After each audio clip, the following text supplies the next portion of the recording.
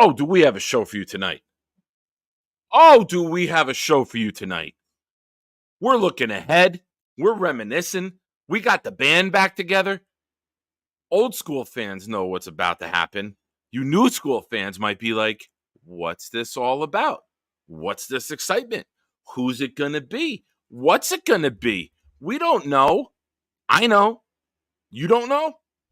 I know. I know it's Pride and Chaos. I know it's a Jet show that is live with a very special surprise guest right after this. And now, welcome to Pride and Chaos. Welcome to the darkest year of our adventure.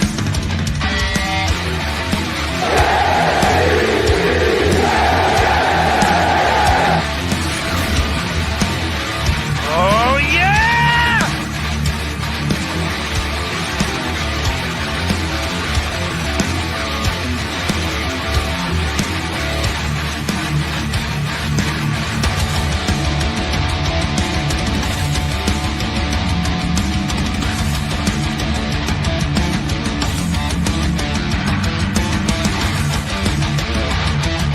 And now, give it up for Jeremy and Nick.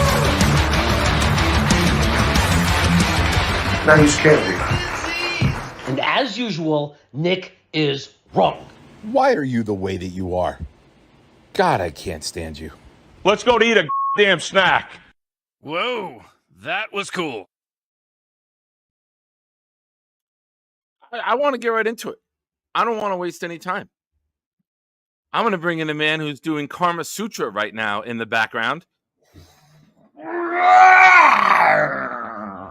What a rush. What are you doing, a little hawk? Rush. Let me see. What do you guys think of this layout? Give me some feedback in the chat, and I'll catch up with it in a bit with the lower. So we have a guest. I know. You know. But they don't know. They don't know. You know. I know you forget shit, but you know. I'm a little senile. Should we tell them? Not that senile. Do they get the old chaos introduction, or you just want to bring them in? I think this calls for a good guitar riff. I think this calls for an intro, unlike any other intro. Here's what I'm gonna do. I'm gonna introduce your intro, and then you introduce the guest, because I can't do what you do. Like I admit, you're better than me at this. But I will hype you. Ladies and gentlemen, boys and girls, children of all ages, Pride and Chaos proudly brings to you the sweetest, sultriest pipes on the interwebs. It is Jet's Chaos. He is about to drop for you. What is the name of the guitar riff, Jeremy? Rock? I think so, yeah. Okay, I got it. Give me a second. It's the first time I'm ever producing this. Ladies and gentlemen, he is going to go old school. This is like Hulk Hogan coming back out in the red and yellow after WrestleMania against The Rock. This is like Triple H returning at Madison Square Garden with the loudest pop I've ever heard in any wrestling event. Ladies and gentlemen, I give you the chaotic introduction. Ladies and gentlemen, are you ready? Are you ready? Coming into the studio is the Rick ranting, Ranger ranting, Mets ranting, Jets ranting, hot dog eating, trivia asking, North Carolina living, the greatest trivia with your chair media man, and the world!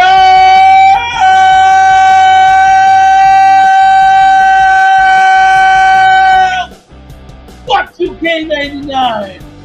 Whoever thought that this would happen again? This is Monday night. No, it's not Monday night. Is it Mother's Day? Are we going to be on for 6 whole hours again? The wicker chair is sort of right behind me, and it is an old school barn murder extravaganza. ever. Mike and the Mad Dog had their reunions, but nobody cares about that. For the first time ever, I am my own opening act for my show later on tonight. It makes no sense, but we are here for you. This is no off season. This is the time for Jets content. Nick, Jeremy, Chad, how the hell are you guys? How you doing?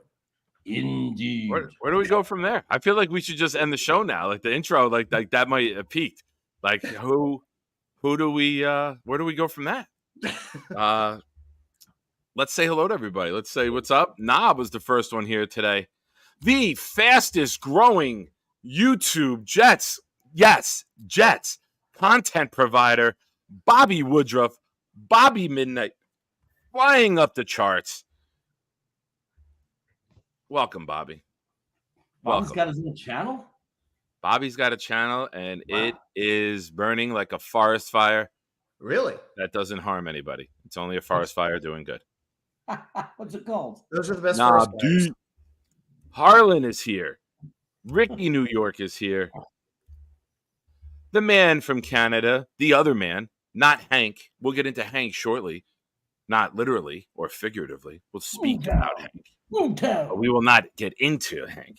We will not do that to poor Hank. Assist My Suicide is here. Oh, yeah, we're going to get into that. We're going to get into some of the tweets that came out today when our boys are back on the field.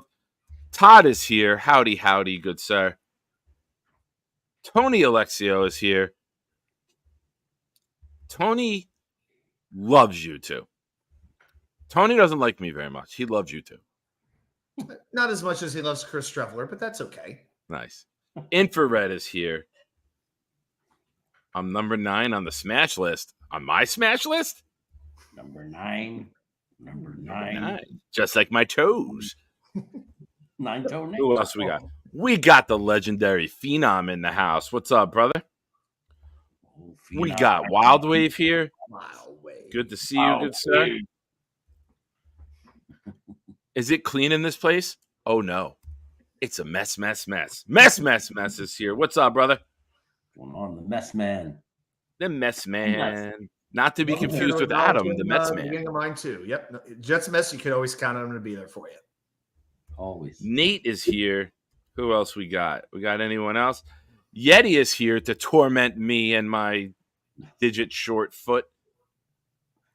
Yeti, you are. He will make references of that quite often. That a Yeti should be. Wow, you changed the background? I like that you were night and I was day. Oh, I could always change it back. But, I figured during the intro, it was only right for me to be in the wicker chair. That's right. Gotcha. That's right. That's how we had to start it. But, yeah, we'll go ahead and change that back right now. There you go. There we go. There you go. Your background is much nicer with people. I don't like people, so I like the empty. That's stadium. why you have an empty stadium? Yes. I don't like people. I'd rather be here by myself. It'll be louder with me anyway. Just me. So I'll ask you, Adam, first.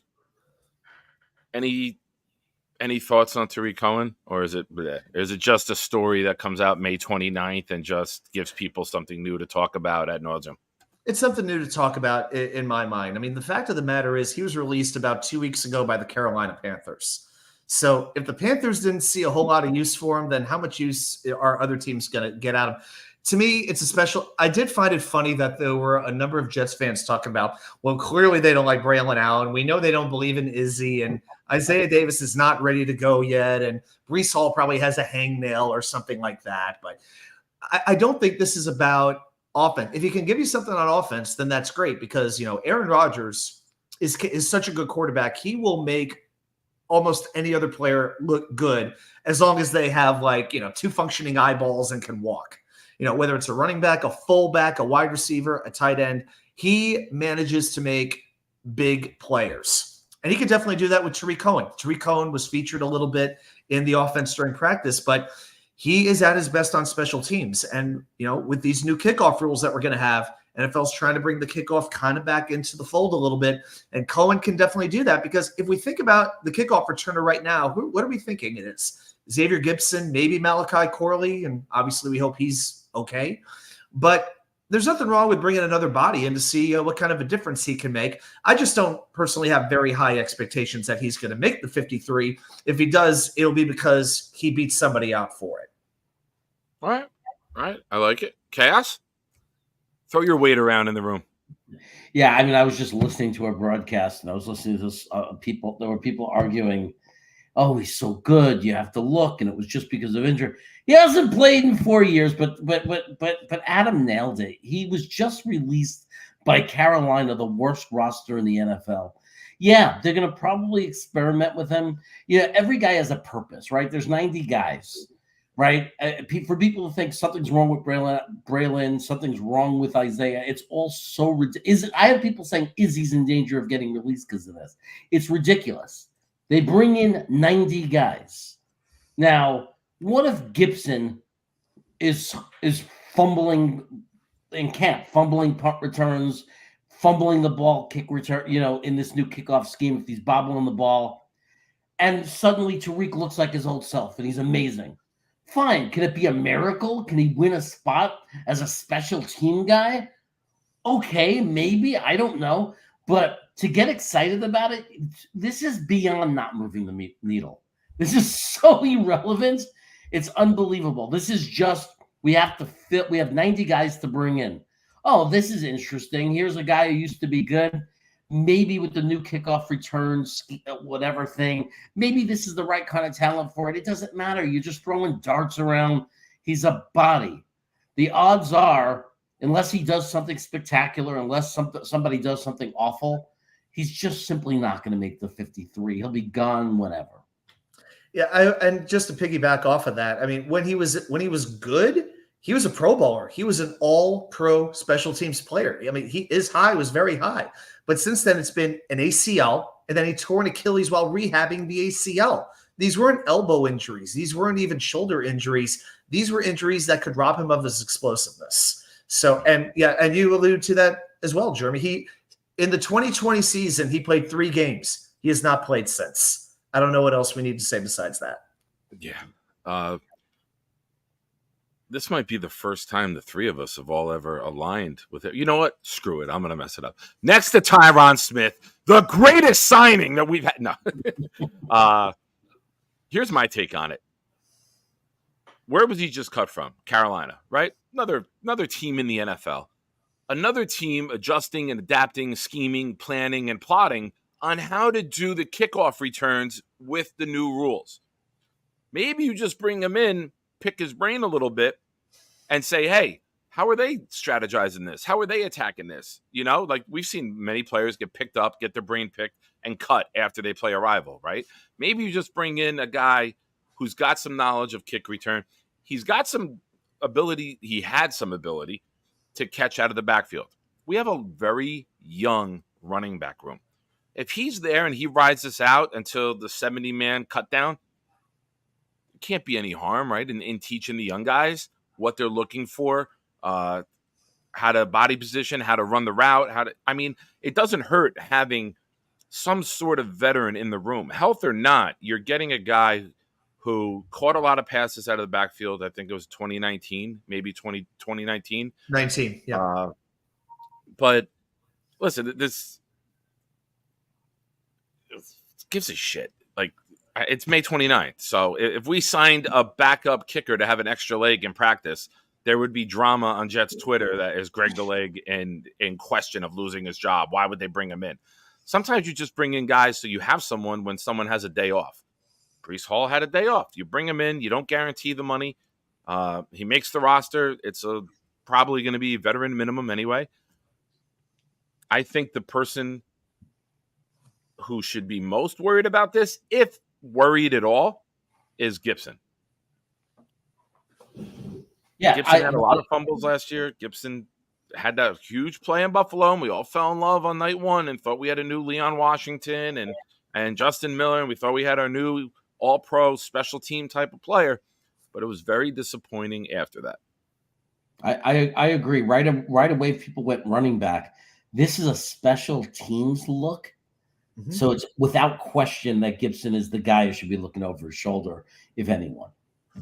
Yeah, and for all we want to say about these the different weapons that they have, it's a little bit deeper certainly than it was last year. And later on, later on in my show, I'm going to be talking about different position skills and kind of how I'm grading Your them. show that starts at 11 p.m., right? Exactly. Thank you. I'm thinking about moving it around. Not sure if I'm going to be able to pull it off, but I'm looking at doing it so that we don't have to go head to head. That we don't have to cross over anymore. Trying to, but No docking. There will be no docking. No head to head. But at some point, Nob that gets that reference. Don't worry. Raw versus Nitro. I know. Don't worry. The real views anyway. The real stuff is replay. So whatever people do, as long as they hit the replay for one of us, we're fine. Yeah. Algorithms. Yeah. So it's one of those things where I still need to see some of these young receivers actually get more playing time than an Allen Lazard. And I know we're going to talk about him a little bit later on. But still, at the end of the day, we look at last year. I need to see Brownlee, Gibson, these other guys, Irv Charles, do more than just show out at practice. At some point, I'm still a little bit worried about the depth of wide receiver.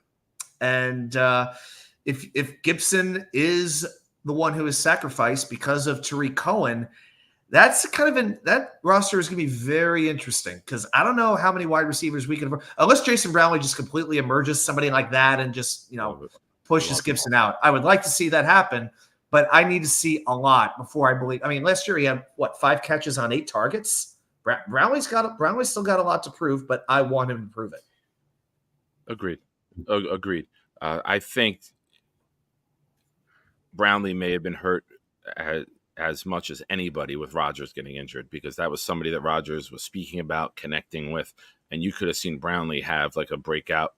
I'm not talking 80 catches, 25 to 35 catches, 3-4 touchdowns, like a promising year for a rookie. And I think that with the other quarterbacks who played, drives getting cut short, opportunities getting cut short, middle of the drives are where the 4th, 5th wide receivers come in, right? Because you got a drive going, someone makes a big play, they need a breather, they come out. Oh, we had no big plays? Oh, okay. So those guys never got the reps that they would get during, and I know I've said Jets fans are going to have to Google this term, touchdown scoring drives, and the other one, 3rd down conversions. When you extend drives, you get, yes, I know, other teams talk about it. It's out there in internet lore, but for us, it's red like zone conversions. That's another one. Yes. So when you look at what happened with Rodgers going down, those long drives went away. Those 10, 12 play drives went away. Those opportunities for the backups, Ruckert's opportunities, Brownlee's opportunities, even Gibson getting more opportunities with a legitimate NFL quarterback, all went away because we were doing a lot of 3 and outs, right? It's well said. Yeah, there are plenty of players who took a hit. I wasn't even thinking about Brownlee's. I was thinking like Dalvin Cook, Jeremy Ruckert, Allen Lazard. I mean, those are the first 3 players I would have thought of that were harmed by Rodgers' injury. But yeah, Brownlee does make sense because despite what I said earlier, how much can you really expect from a lot of these receivers when you had hands down the worst quarterback room, not just in the NFL, but maybe including the XFL as well?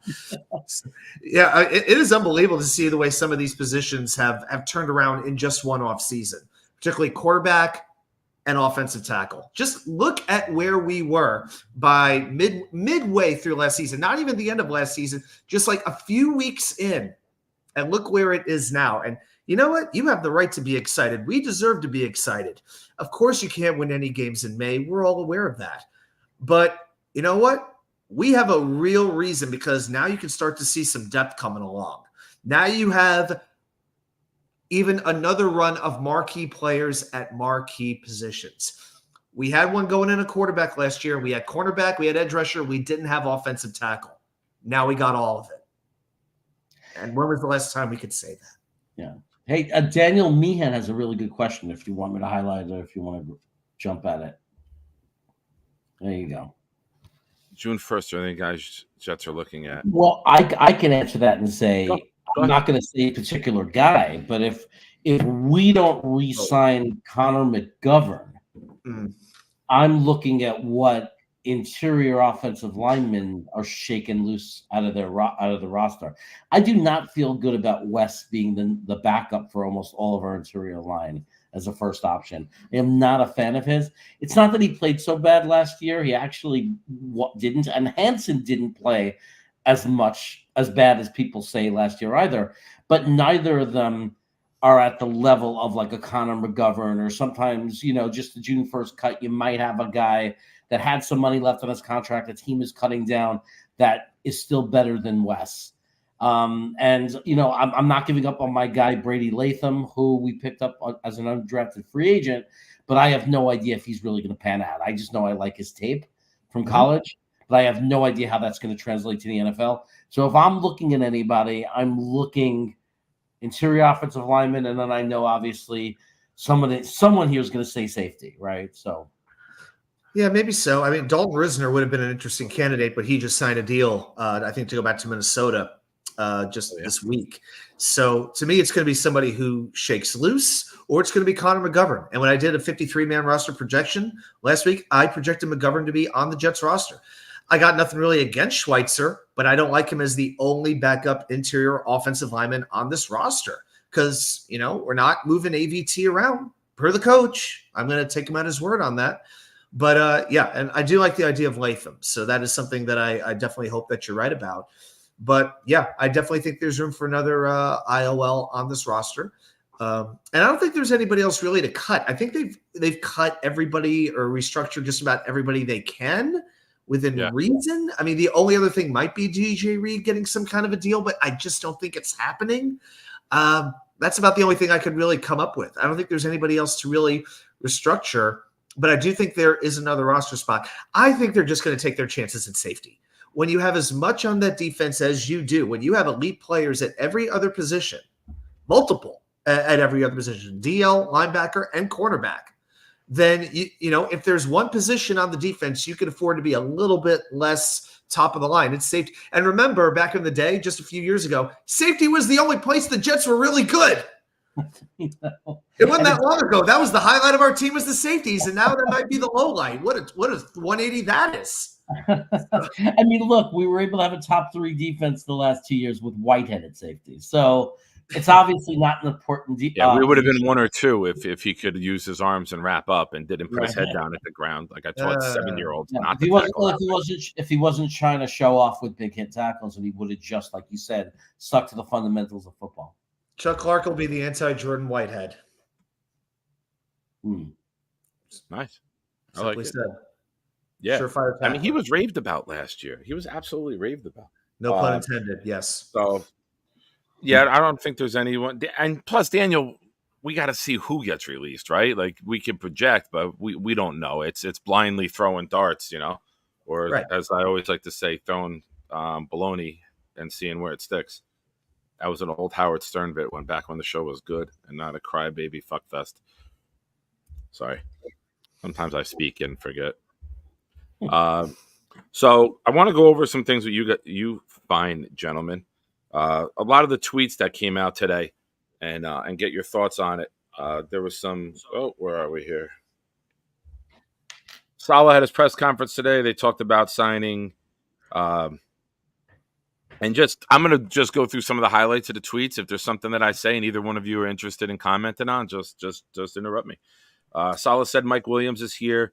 We didn't have him last week because he's working inside, says he's progressing and looks good. The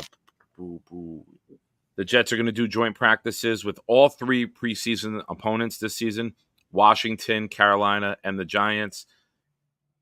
The Giants and the Commanders are both Jets home games, so maybe they'll do those like they had open training camp. That'd be great. Yeah, that would be fun to try to get to. The dog's excited. Guess he wants to go to the practice. Saleh said it would be a challenge to try to prepare the young guys if the NFL Players Association decided to get rid of OTAs, minicamp. Oh, that's right. They were talking about overhauling the entire offseason, like during 2025. I heard there was that was something they might be talking about. Yeah. OTA observations from Connor Hughes. I have no idea if Trey Hayes can play, but he grades out very well on the Connor scouting system. Great combination of forearm sleeve on one arm with half arm sleeve on the other. 27 is an underrated number. Shout out to Mel Hall, the first number 27 that I remember back on the Yankees back in the day. Oh my gosh! Not to deter, but did you watch on Peacock the Bronx Zoo, the 1990 Yankees documentary that just came out? I am in the middle of Succession, and nothing is. Of course, doing you're in the a show. Doing a show is the only thing that interrupts me from watching Succession. So The fact that they were able to interview Mel Hall from jail, I gotta say, it was pretty. I did not expect to see him get interviewed, but I did watch that documentary. Well worth it. Good old Mel Hall. Malachi Corley left the field with the trainer earlier and just returned without his helmet. I'll see if there's an update on that. Hassan Reddick is not there. It is a voluntary workout. Corley's back, walking with a limp and absent helmet. Carter Warren getting run with the first team. Remember, Morgan Moses not out here as he works back from his pec surgery. There were some reports about Will McDonald just using his speed and getting right around Carter Warren and lighting him up. Cohen was out on the field already with them, catching a couple passes today. Yep. Aaron Rodgers completed his only 3 passes on the first 2 sets of team drills, 2 short, Conklin and Davis. Rodgers hit Kenny Yeboah with a perfect laser to the middle of the field that helped him get past the man covering in 7-on-7. Long gain. Alan Lazard also dropped a pass at the sideline. Midseason form. On the pylon. Right. I don't know. Alan Lazard today dropped, I think at 5 targets, 1 reception, I think. Today. Yeah, I'm looking for the one. There's a lot. These guys tweet so goddamn much. I had to mute the phone while I was at my physical today, which I passed, by the way. So all systems go. Very good. Yes. Very good. Thank you. I know there are more tweets about McDonald. I know they tweet about him Yes. quite a bit. Okay, this is from Hughes. What about What? Someone said McDonald's. What? I'm loving it. Ba-da-ba-ba-ba. Is it buy one get one free Big Mac day? Did they bring the double Big Mac back? In a perfect world, buddy. The Jets starting offense had a 1st and goal, did not score from the 10. Incompletion, Alan Lazard, failed back shoulder attempt. Incompletion, Kenny Yeboah, good coverage by Quincy Williams. Incompletion, Alan Lazard, drop at the pylon. Rodgers is set 11 of 17 today in team and 7-on-7. He's 1 of 5 when targeting Alan Lazard and 10 of 12 when targeting everyone else.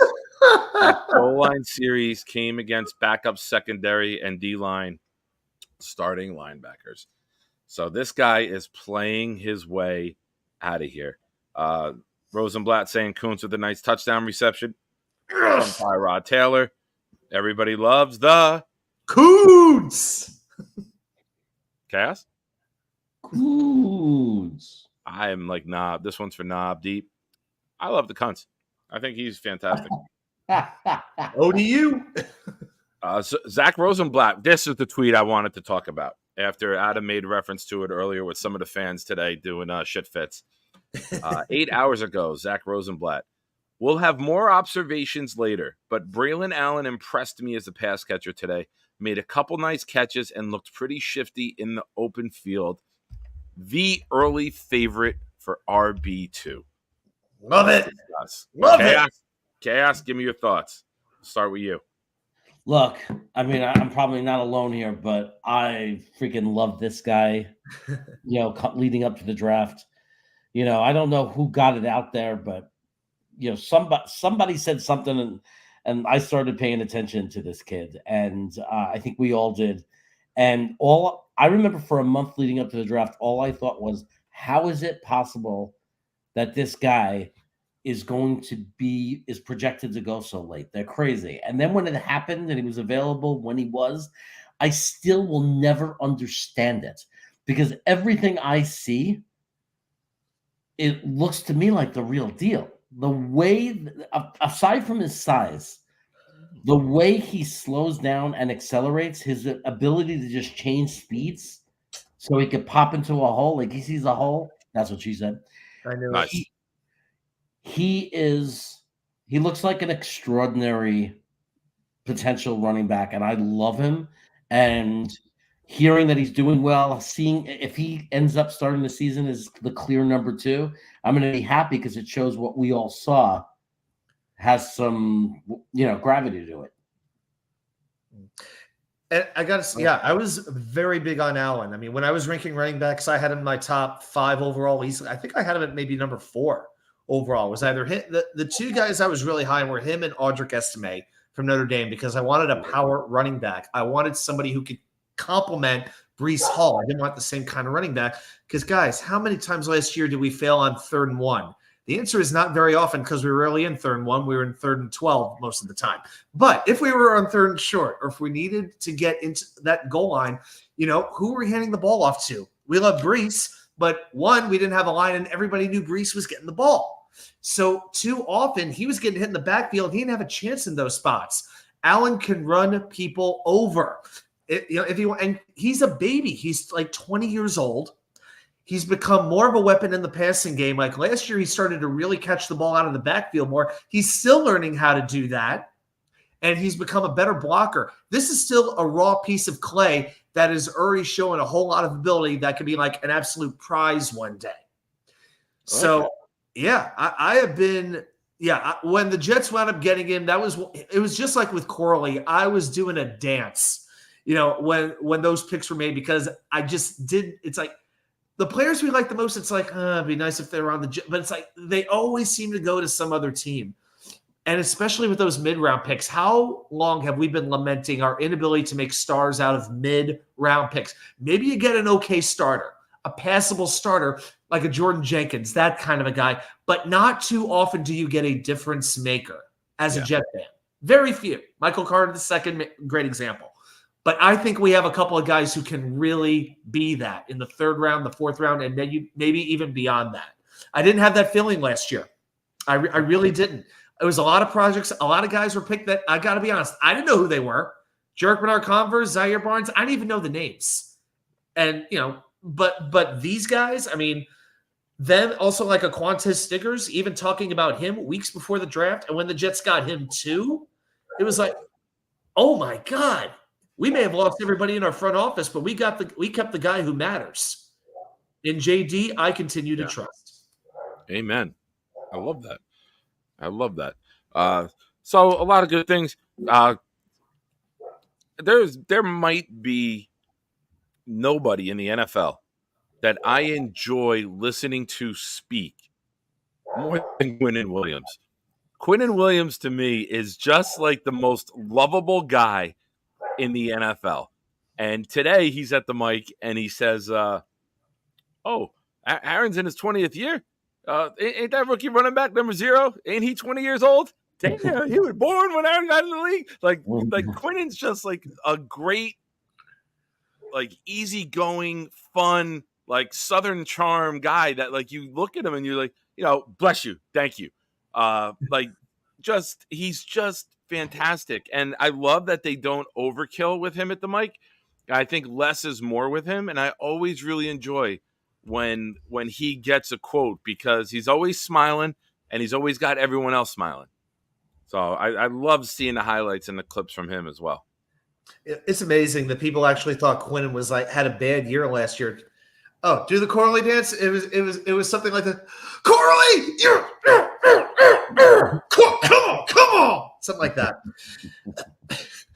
It was something like that. Well, Adam's freaking out the neighbors in the new neighborhood. Awesome. I got a New York Jets welcome mat right outside my apartment door. It was a go away gift from the Virginia Jets fans, so they already know what's up. Nice. Well, hopefully you don't have to worry about anyone taking that down there, because nobody will want confident that. I'm good. Nobody will want that down in Carolina. No, not yet. Not yet. Nice. Johnny did see the Corley dance, and that is true. Nice. Thanks for joining, Johnny and Snowball. So real quick, I want to do a little bit of announcement. I did call the New York Jets yesterday. There will be a group package of tickets for the home opener on Thursday night with the Patriots. I have to put down a $200 deposit. Then come July. In June, they go to their groups that had packages in 2023 and re-up with them first. So now next year, I'll be someone who gets the option to re-up, right? They go through those in June. in July, they take on new group ticket offers. Here's the info that we need. There will be a link that comes out in July. That link will have a code for this group.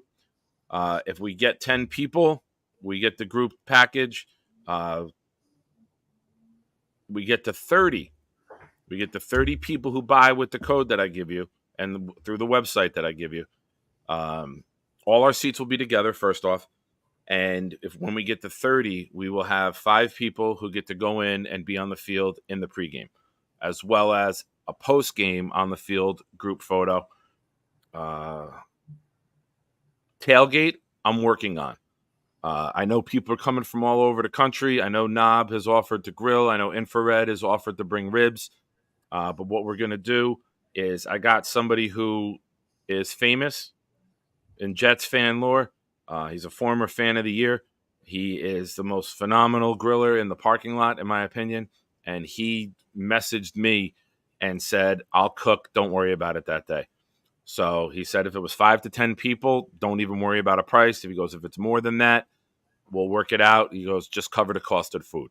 So we could have an elite tailgate experience. So I want to give everyone who's coming out here, and I think I said this to either Jeremy or Knob in text. Or maybe it was Bonesy or VR. I don't know. Those are the people that I talk to most about this. I look at the stadium and the lot as like my home. If you're coming into my home, I want to make sure you're a guest and you have the best experience possible. So and that you don't get lost. Yeah, well, you deserve to get lost. And if you do get lost, I need Snowball to shut the hell up, hit the gas, and just keep going. I'll come up with an alibi. You're with me, Snowball. Everything will be good.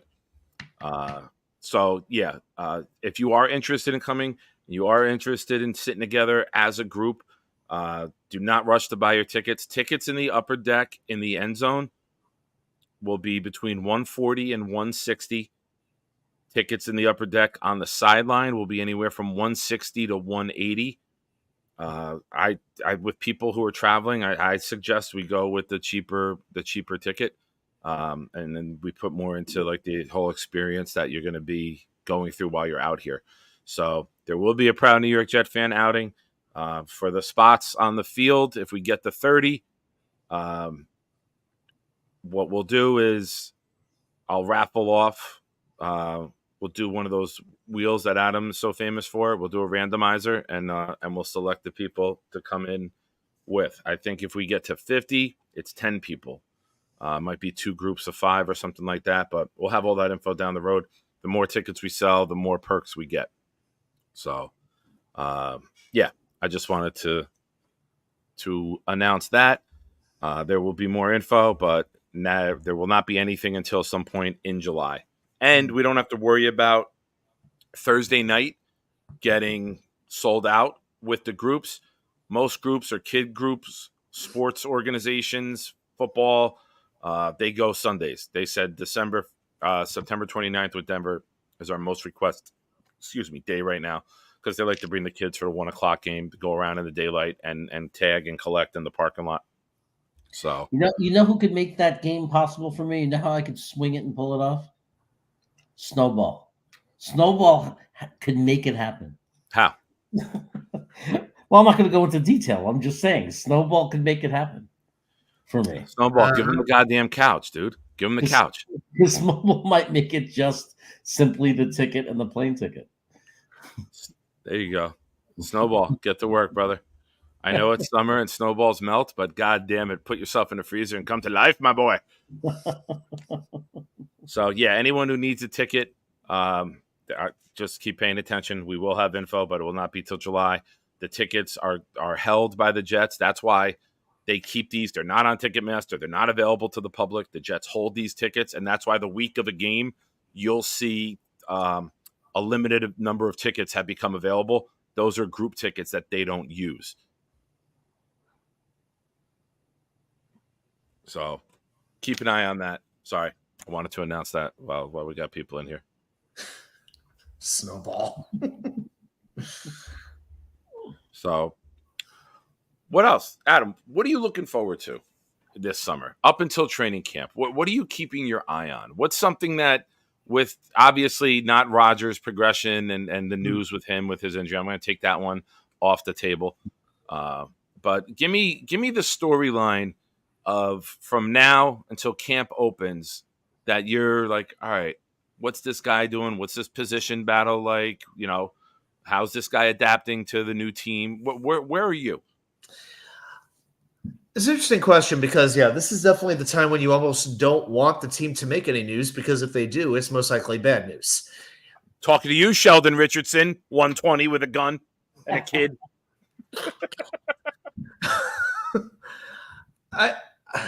I think one thing that I am going to have some interest in, I guess one position, one facet of the team that worries me a little bit is the interior defensive line. Now, of course, we all love Quinnen. We believe in Quinnen. I think last year was rated the number 1 defensive tackle against the run and the number 2 defensive tackle against the pass. The thing is, he's only on the field 65 to 70% of the time. What is this team going to be like when Quinnen's not on the field? Yes, they have a lot of capable players, but we're looking at Solomon Thomas, Javon Kinlaw, Leaky Fotu, and maybe Leonard Taylor if he makes the team. That's my biggest concern because the Jets got gashed up the middle last year. I think one of the most important things they can do is get that offense out to a quick start. Get them ahead early. Get ahead early. Put the other team in a position where they have to throw the ball and let the pass rush tee off on the opponent. This is sort of the same vision that we had in mind to win games last year, and we never got to see it come to fruition. So, I am a little bit concerned about the run defense because we really don't have like a young player there. I mean, Taylor's a UDFA, but the rest of these guys are like young veterans. So what are they going to – can Aaron Whitecotton work a little bit of magic with these guys? So that's not something that I think we should be overlooking. But I would say if I had to pick the players I'm rooting for the hardest, the defense is definitely Quantez Stiggers. For obviously, once you know his story, it's pretty easy to see why. But I think it's at this point, it's time for Jeremy Ruckert to do something. It's his 3rd year. We've been projecting a breakout for him for a little while now. But at some point, the guy's got to produce. At some point, because at what point? Right now, the Jets have a solid tight end room, is what I would say. There's nothing spectacular about it, and that's okay. It's okay. It's our safety room of the offense, right? Something, I think that's a pretty fair way to say it. I do. I like Conklin, but again, he's not a big tight end who's going to go get in the red zone. He stretches the field. Ruckert's a little bit more suited for that. Kenny Yeboah, you never know. You never know what Yeboah might do, but even if he does something, it's only going to be once a game, twice a game at the most. And Kuntz is the absolute wild card. You never know what you're going to get with Kuntz. So, facts. It's very true. So, I'd like to see what happens with that tight end room. What is going to happen there? But I think Jeremy Ruckert is the one who has the most to gain or the most to lose. Nice. I like it. And Adam moving to North Carolina and letting his intentions known be immediately that he is concerned about the tight ends. Beware, ladies. He is single. He's on the prowl. He knows what he was interested in. Shout out to Knob Deep, the first member of the proud New York Jet fan channel and the longest reigning member, cashing in his 2-month super chat. Speaking of gash over the middle, Kuntz scored a touchdown today. Yes, sir.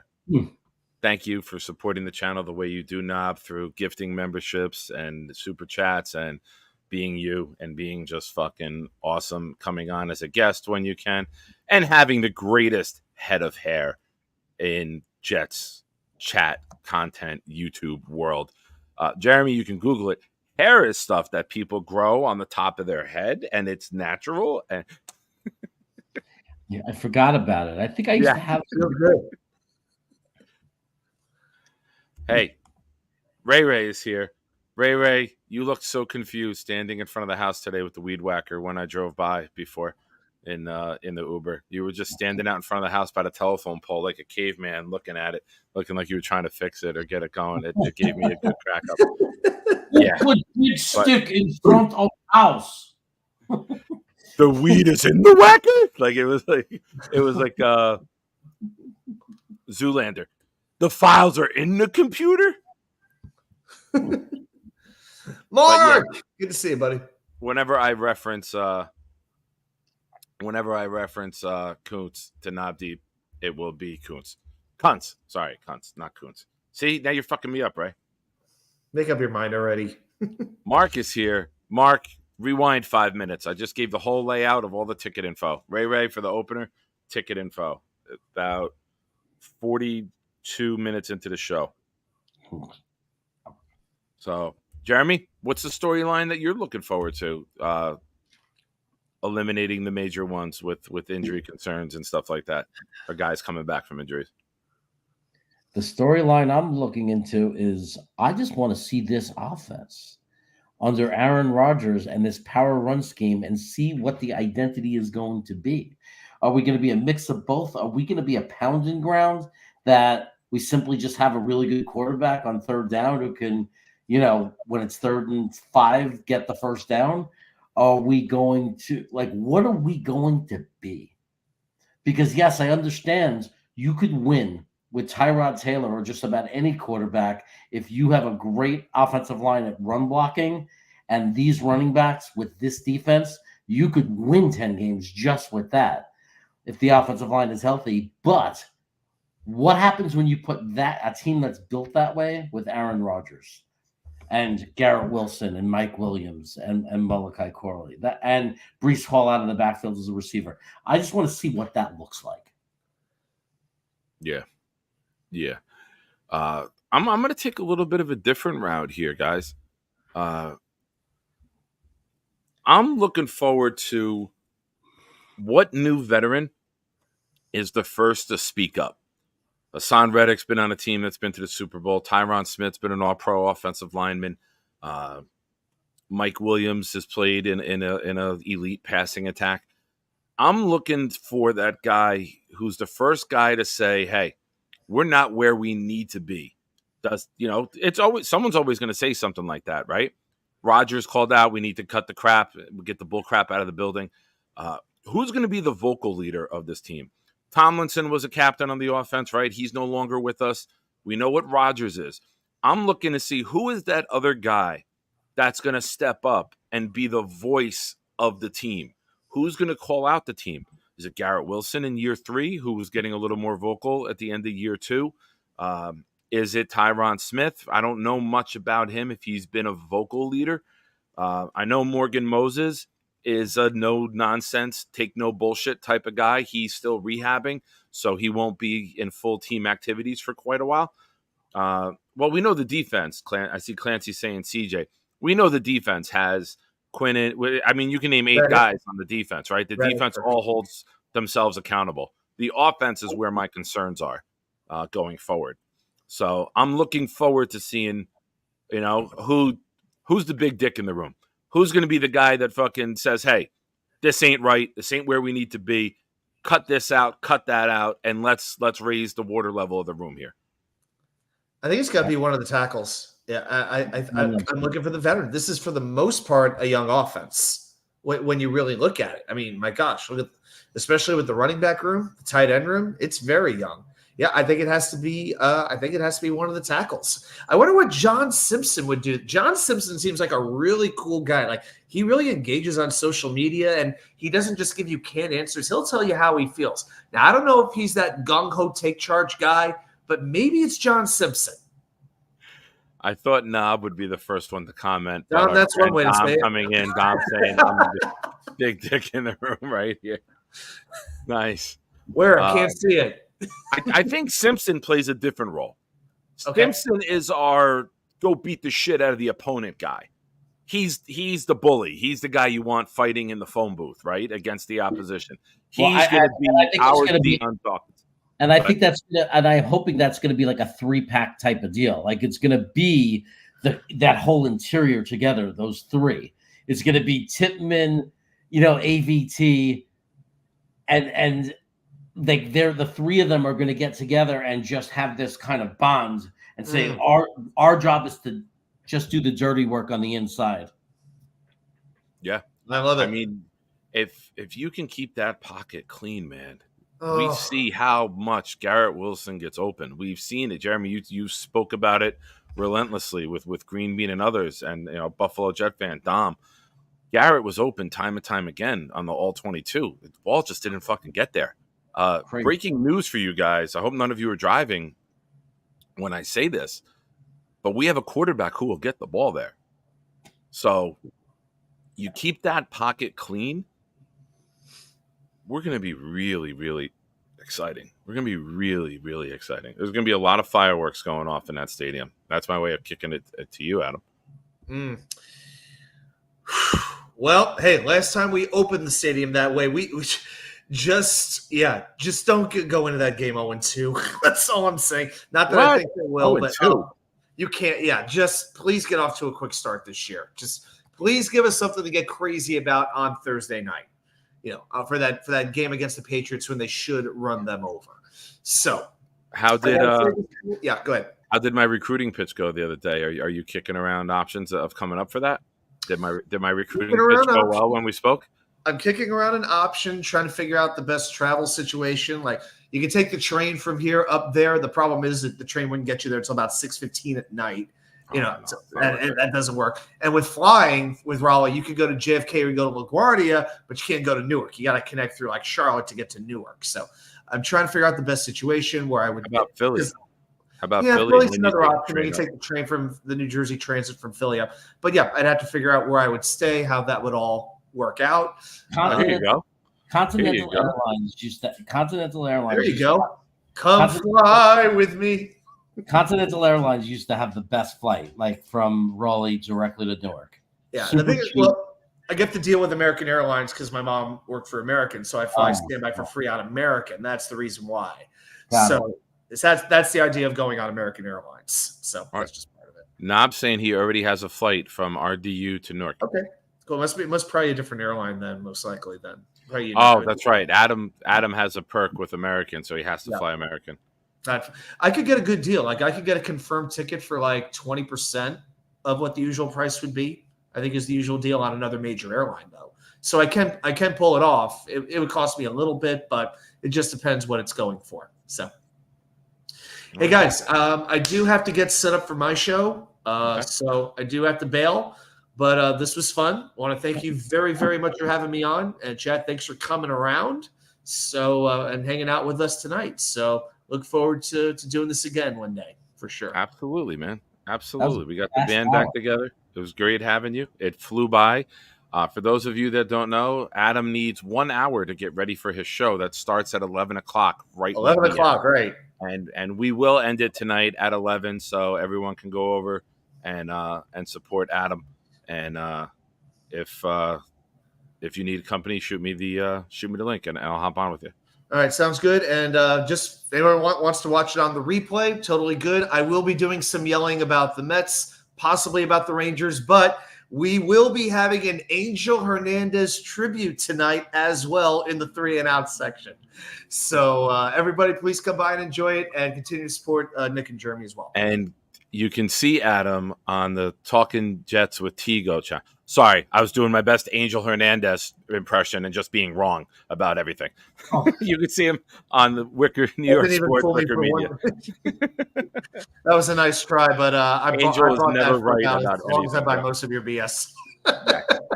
Yes, that was my dig at Angel Hernandez. But all right, buddy. We'll see you later. Thank you. See you later. You're welcome anytime, brother. You know that. And we will see you Sunday. He will be here Sunday with myself and Uncle VR. All right. I need some feedback from the chat and from you, Jeremy. I edited some of the layouts today. I just wanted to say, hey, Roger, I hope you're feeling all right, man. And I'm glad you made it at all. I'll never be sorry. What did I miss? You didn't see I had it up. You took it down. Oh, I'm sorry. I just hit hide comment. I didn't even read. I thought it was the last one that I had up. I apologize. Nah, I like when you can produce and I can take a time off from it. I just wanted to make sure Roger was okay. And don't ever be sorry, dude. We appreciate you coming in and glad of any relief we can provide you. Nice. And we're all rooting for Chloe. Yes, absolutely. Yeah. We hope that she's happy after her balance beam victory and that she's ready to be be in the Olympics someday so I could say, I know her. I know her dad. Nice. I think she declined going to nationals. The last update I got, and I think it was for braces instead. She made a tough decision. I think that was the update that I got. That's a really cute situation. Well, the girl has to choose between braces and going to nationals. What's up, my buddy Mike? How are you? Over on Twitter saying hello. So, for those of you that don't know, we started a GoFundMe, and then we were informed that the person who we first started it for graciously declined, couldn't make it for whatever reason, and then we were looking for someone else. And during Sunday's show, I read the email that tugs at the heartstrings. And basically, and I sent you the link in Discord if you want to hop in here, Hank. I'm pinning that GoFundMe now. What we're going to do, short version of it today, because most of you were here on Sunday, we're going to get Hank G to the opener. Hank is originally from Germany, moved to Canada, and has never been to a Jet home game, has been dealt some misfortune in life, as I'm sure we can all relate to. And we'd like to get him. We had another donation today. Forgive me, Mark Ferraro, a good supporter of the show who works nights and usually watches overnight. He put in the other day. Big fella dropped $100 donation on Sunday night to help out. Yeah. And then Big fella was like, all right, fuck it. I'm coming to the game now too. So I love it.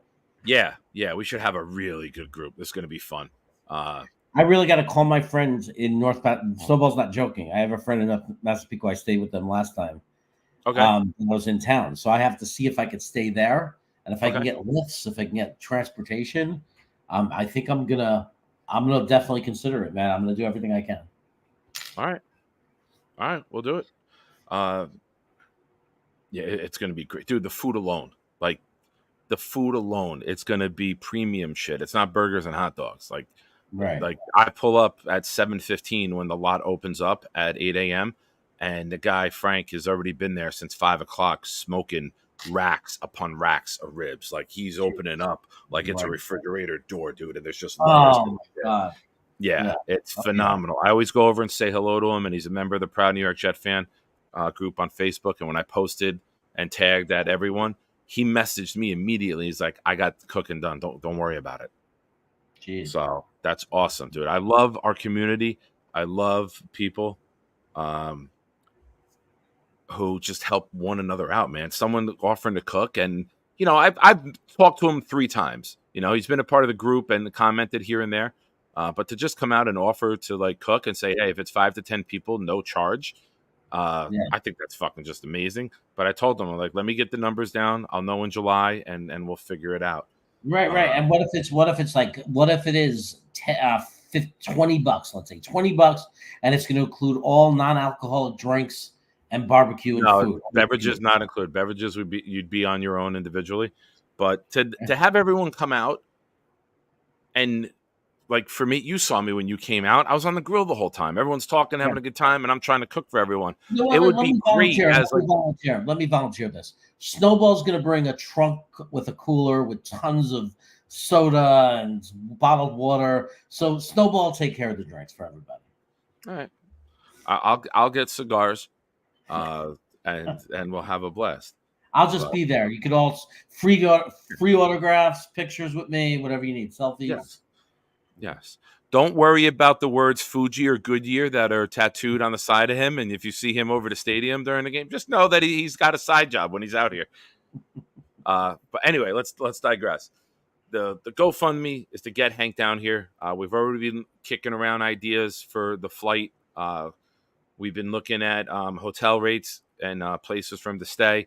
The first withdrawal from the GoFundMe is set to come out on the 31st, so it should hit either the day or two after, and then we're going to book a flight with that first. We'll get the flight secured, and then through the donations that come in through the month of June, hopefully we'll be able to get him a hotel, and then the game ticket as well when we get the package. So, ladies and gentlemen, this is at the request of Mr. Bonesy. Aaron Boone ejected for being called for reacts to Soto being called out for interference on an infield fly. But Mr. Bonesy said the other day, "Hey, I would love to donate. I would love to help Hank out, but I got to meet him first. I got to see him. I want to know where this is going." So, Mr. Bonesy, That donation at is your a pair of shoes. He's like, hey, does he need Aldens to wear to the game? Can he keep him clean in the stadium lot? That's a horrible impression. Maybe he's going to donate a pair of Aldens to whoever we bring to the game. Nice. So, ladies and gentlemen, here he is, the first recipient of the Proud New York Jets fan / Jet Chaos GoFundMe, Mr. Hank G. Oh, we got to change that. Let's go here. How are you, Hank? Nice to meet you, man. Likewise, in person or through video chat for the first time. Hi, everyone, which I'd like to say. Welcome, man. So, thanks for having me on, and thank you so much. No worries. Your story touched not only me. I forwarded it to Jeremy, like I told you on Sunday night. He read it. He signed off on it. He's like, "This sounds amazing. He has to be the one that we choose." I just felt so bad. You were separated from all that great schnitzel in Germany, and now you have to find it in Canada. That's crazy. Of course, Jeremy's concerned about the food change from Germany to Canada. In Germany, you even the best schnitzel in the world. Oh, Hank, did you freeze? I was wondering, why isn't he reacting to my schnitzel? Yeah, I'm back. All right. Sorry, guys. I was cutting out. All right. No worries. Hey, I'm just surprised that you have you're in a much better living situation than Boomtown. Boomtown does not have internet in Canada, and he stands outside with antennas and the tinfoil on the top holding it. So good for you. I'm close enough to the border so we can steal it from you guys. Nice. Well done. So yeah, man, tell us, what are you looking forward to most? Like, this will be your first home game. It'll be the home opener. It'll be a night game. It'll be an absolute fucking thrashing of the New England Patriots, a team that has basically dog walked us for 20 years, pretty much, right? We've had a couple highlights here and there. Everyone's coming. It's going to be a great group. A good amount of the chat is going to be there for this. Tell us where you're at. Tell us what you think. I mean, where to start? I mean, I have never been to a Jets game. Also, I've never been to New York or Jersey in that regard. I've been to the States before, so there's that. But so I'm just looking forward to the whole package, man. I mean, the tailgating, definitely. Even though I already received some comments, or I saw some comments about the initiation or first time. Yes, I told you. Bring clean underwear. So, bring a second pair of underwear. Second set of clothes. And make sure nobody sees you go into the porta potty. Make sure no one sees you go into the porta potty. And remember when you're around Nick. I'm honestly thinking of getting liquid IV to kind of drag this out as long as I can. Yeah. Just remember when you're around Nick, it's pork roll, eggs, cheese and eggs on a roll, not Taylor ham. Well, it's a night game, so we won't have pork roll. It's a night game. I'll still bring him a bagel from New York. I'll bring him a bagel. Although I might be there the night before, so if I come in early, then I'll. You got to hit a deli, yeah. Hawk is impressed that you have a dresser and a real door inside your igloo. Yeah, right. Again, close enough to the border. We can drag things over, or things that come swimming down the Niagara River. We just take our fishing poles, our ice fishing rods, and pull it on land, and enjoy everything we have. Nice. Yeah, man, this is going to be fun. I'm looking forward to it. I'm looking forward to helping, and my story, but give people a little recap of yours who maybe missed it the other day. So as I was saying, I didn't grow up with American football at all. First of all, my statue would probably not very be beneficial, being like 5'6" tall. So I might be a good slot receiver, but that's about it. But I'm probably too slow for that. But yeah, I grew up in Germany, and soccer was, of course, the first thing to watch for me. And I didn't learn about American football until I used to read a soccer like a sports magazine that I would buy every week. Those were the day back then. And yeah, they had this two-side coverage of the Super Bowl. And on the one side, big Dallas and Dallas Cowboys. On the other side, some team, the Buffalo Bills. And it's like, oof, this blue and red just didn't do it for me. So I was like, no, I cannot cheer for this team. Good choice. And yeah, and then again, they just started putting it on in Germany, right? Because of the time difference, it wouldn't really the live games for which they don't actually do nowadays. Last time I was there, I saw it, but back in the day, that was just like in the middle of the night. So they would on like Monday they pick a game and put it on, and it was the first Parcells year, and the Jets were on the Week 4 game against the Oakland Raiders. They just randomly showed it. And as I was saying in my email, I'll never forget that the commentator was just like citing some stuff that the New York Beat was putting out about how just a couple before that game, right?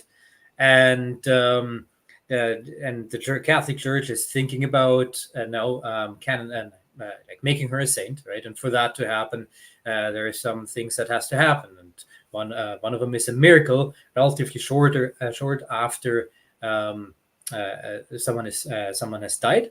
So that is kind of like the confirmation that that is a sign of God, so to speak, right? Okay. And the thing was then that we came off the 1-15 season. Jets already won a game, and long story short, the reporters was pondering that if the Jets would win another game, would that be a miracle that would help Mother Teresa to become a saint? So which I just thought is like, wow, that's probably the boldest thing to say, but piqued my interest because I like the underdogs. I'm cheering soccer for them as well. So, and then the Jets won that game. So ever since I was like, okay, let's follow these Jets. So at the beginning, it was just like following the results. And then later on, seeing more getting more and more into it until I came here and then finally could watch games. And it happened to be the season when in 2004 when we played the Steelers at the end and lost in dramatic fashion, which of course, like, hey, if this is always like it's going to be, right, or at least every other season, this is going to be a fun ride. And then we got the Rex years, and yeah, and then the rest. That's kind of where it is. Well, shout out to Saint Mother Teresa for her sacrifice, leading to you to be a Jet fan. I've thought about ending my own life watching some of these Jets games, but well, it's. I'm glad I didn't, because now I get to meet all of you fine, distinguished gentlemen at the game. Yeah, man, this will be fun. For a reminder for everyone, for every $10 donation given, so big fellow donated $100, he's got 10 chances on the wheel. For every $10 donated, you will get a raffle chance on the wheel. Once the GoFundMe is done, my son and I will go to training camp sometime in August, and what we will do, I'll get him to get something autographed. Maybe what we'll do is buy one of those like $35 mini helmets, and we'll try to get as many signatures as we can with like a white Sharpie on the green helmet, and then we'll raffle that off to the winner.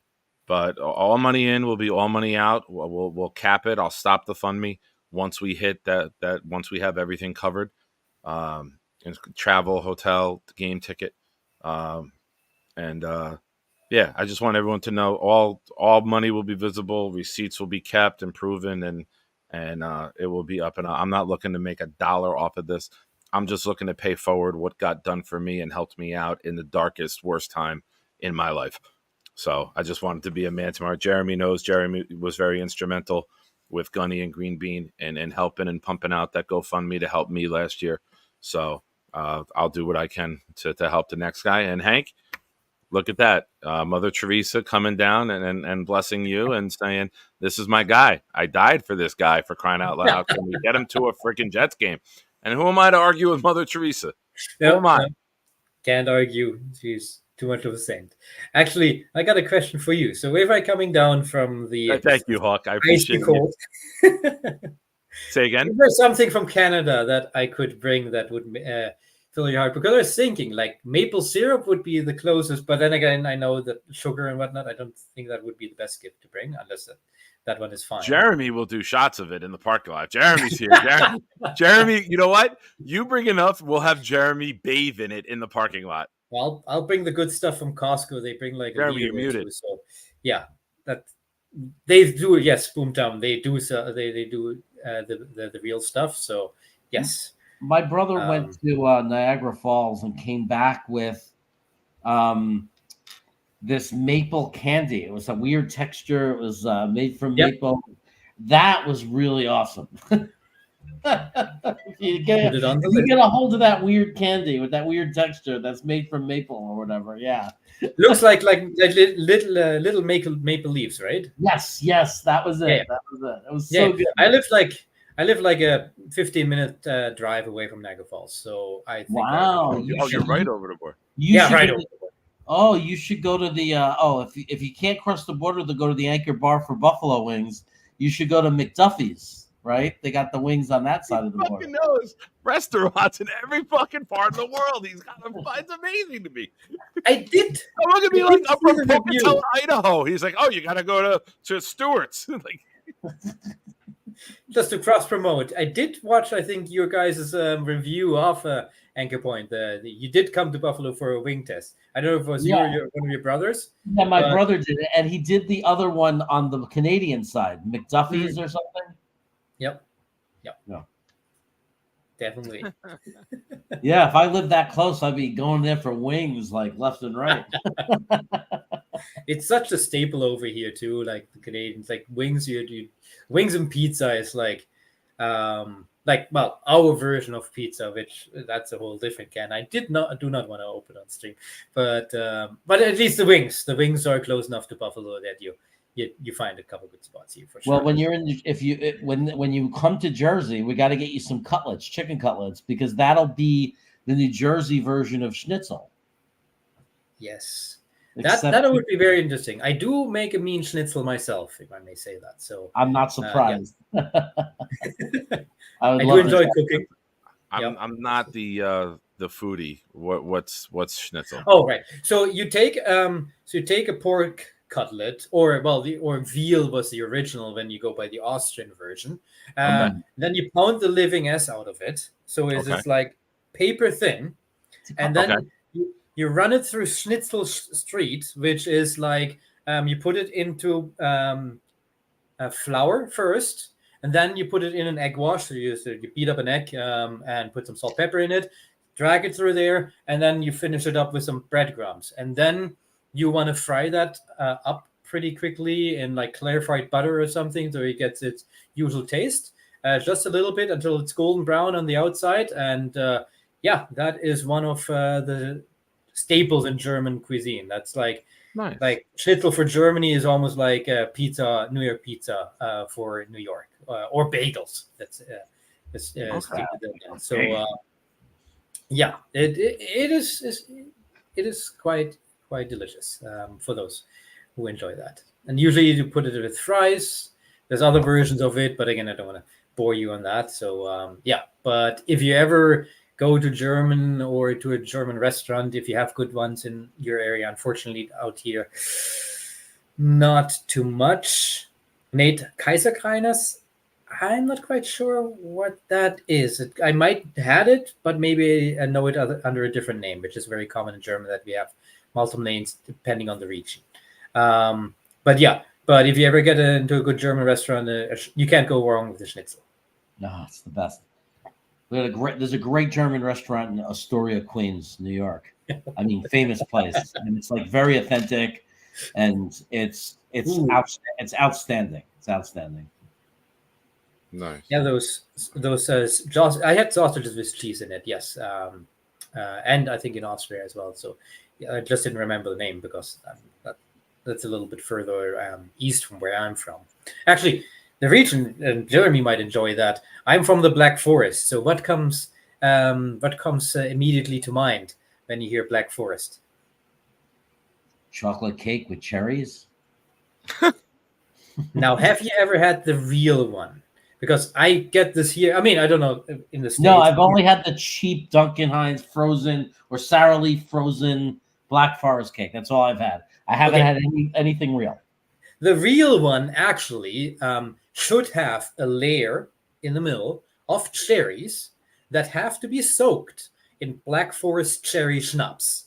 So you have that tangy, alcoholic feeling in it. Without that, it should not be allowed to be called Black Forest Night. And I know here in Canada with selling alcohol and whatnot, it's very limited, so they wouldn't be able to sell this here in a regular store. But I do miss it. And my parents took me once to a Guinness Book record attempt for the biggest Black Forest cake in the world. And I think it had like a diameter of 5 meters, which is like 12 feet, I think, or 15, something around that.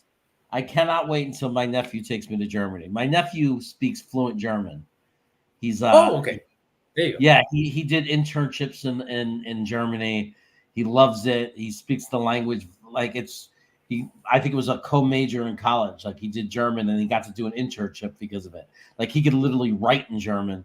So me and my wife love to travel. And we said we want to go to Germany. He goes, wait for me to take you, and he's going to take us. So you need any recommendations for places to go, or you just want to hit like the? I will be in touch with you before I go, before I even book it, on where to go. So I'll hook you up with some hotspots and especially culinary hotspots. Nice. And then tell you what to eat in what area. So whether they're famous for their sausage, for their beers, for their wine. I'm actually more from a wine region. Okay. And desserts, right? I mean, go to like original gingerbread. There's a place to go. So yeah. Nice. Oh my gosh. Very impressive. Hank, I have a question for you. Yes, please. I am someone who is from New Jersey, and I hear people talk in unintelligent voices all the time. I love your accent. Are you on your computer or are you on your phone right now? I'm on my computer. I'm muted. I'm going to text you something that I was just so quietly working on. And if you would please, this would be amazing to hear you read this text in your accent. And I think the chat, as well as don't pre-read it. Give me a live read for the first time where you don't know what's coming. And gentlemen, enjoy this. Jeremy, fuck off. I cannot wait to come to America and watch our New York Jets beat the ever-loving shit out of the cheating fuck-face New England Patriots with you fine, distinguished American gentlemen. Also, Nick, you're cool, and Jeremy is an asshole and would make a great soccer hooligan. In closing, let me just say, far from pooping. Far from pooping. Far from pooping. All right. You may have never heard the joke. I'll tell you the joke. What's the German word for constipation? Far from pooping. Guys, how do you not hit the GoFundMe and put some money in there for Hank King? Come on, guys. Come on. Let's get him here, man. That read alone was worth it. I would text you some words. He paused, though. He thought about it for a second when he said Jeremy is an asshole. Like he paused. He didn't want to do it. But do I know him long enough? Okay. Well, it's my text. He's just reading my text. I know. It's He's like recording me. It's like Saturday Night Live when the two guys write the jokes for each other and make them read the embarrassing jokes. On the note of accent, and actually that just occurs to me from a story, which you might like to hear. So obviously I'm following you guys for quite some time, right? On all your channels. I would assume that when you talk live with someone, you not really change your accent much when you're on air. But the one accent that I've always have trouble with is actually the Buffalo one. When I go to the border and they ask me questions, it's kind of like, okay, we're speaking the same language here right now. Let me just give me a minute here. So that's where I sometimes get trouble with. Not as much because I see here the question which accent is the worst. So actually, the Buffalo one is actually much worse than which is much closer to where I live right now. But yeah, I understand you guys very well. So thanks for that. All right, Clancy, I'm sorry. Mr.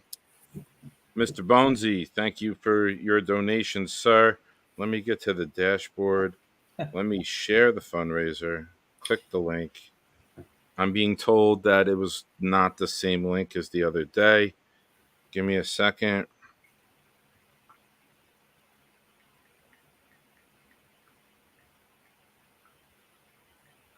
All right, let me remove this one.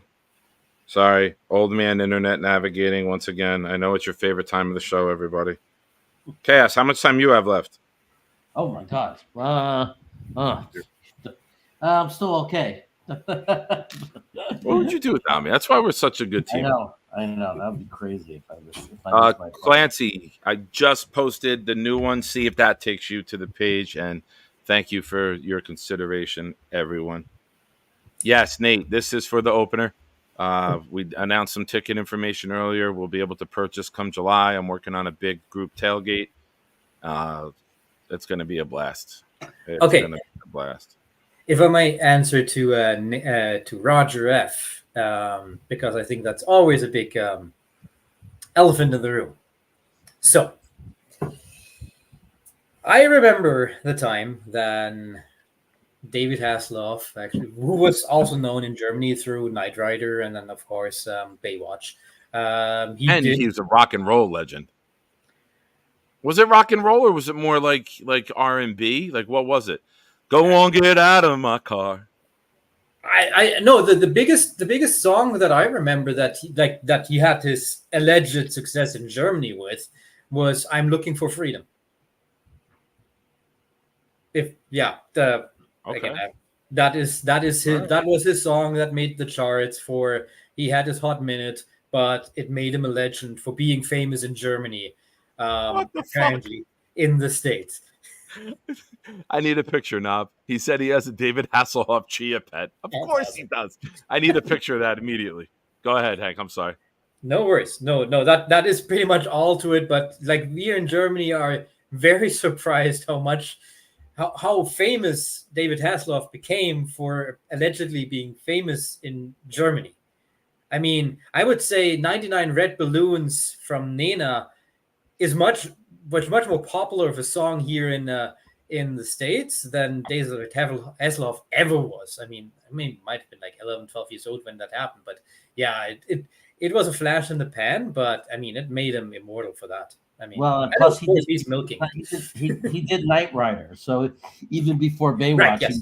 he was in Knight Rider. So Michael Knight, Lone Crusader. Yeah, but I love that song, 99 Red Balloons. That was believe me, that was one of the great songs of the 80s for sure. Yes. Both the English and the German version.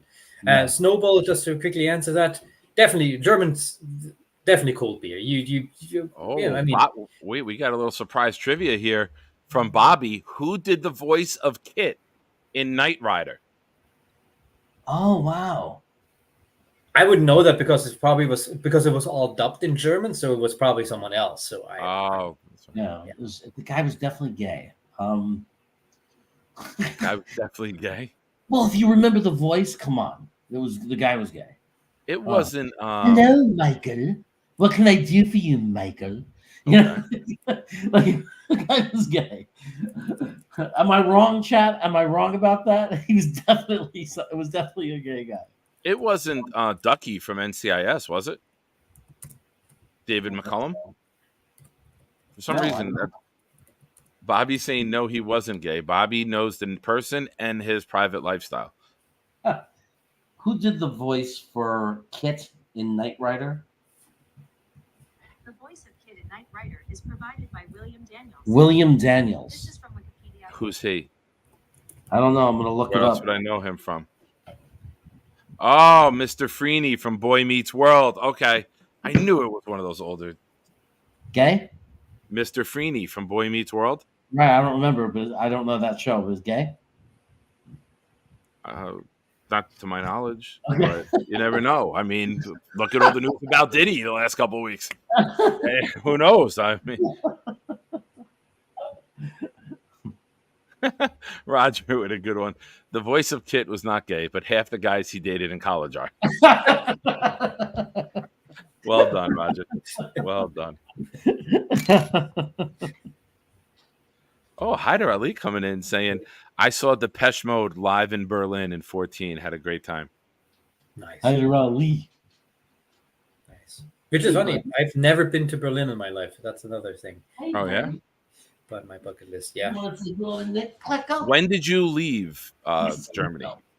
So as I said, so I 14 years old, right? No, I was older. I was already in university when I started university much later than usual. So I'm sorry. He sent me the picture of the Chia Pet. This is He Klecko. sent me the picture of the David Hasselhoff Chia Pet.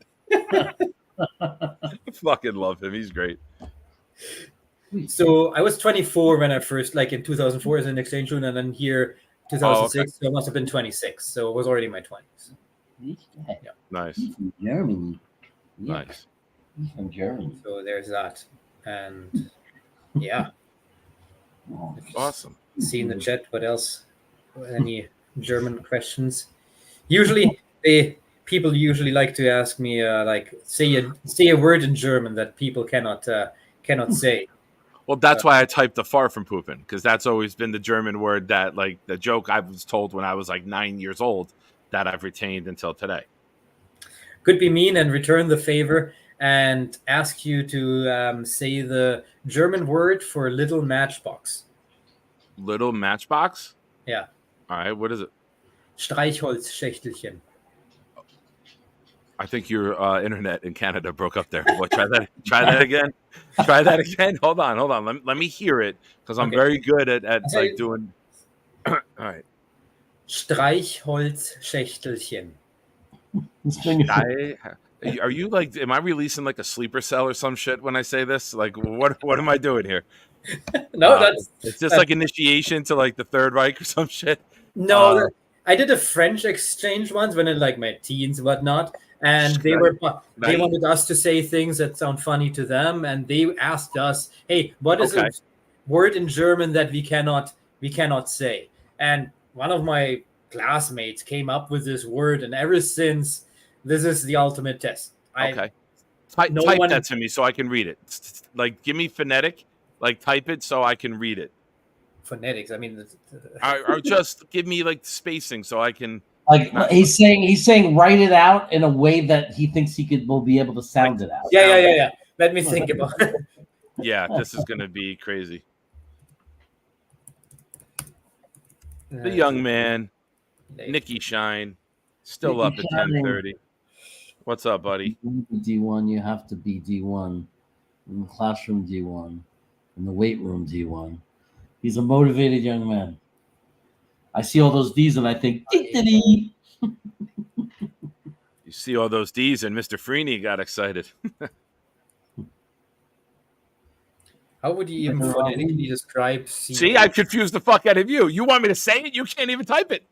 I can type the word, but again, the I don't know the phonetic signs for it. All right, give me to me one more time and I'll try. Yeah, I'll spell it out just so. It has an umlaut that I can even like tell.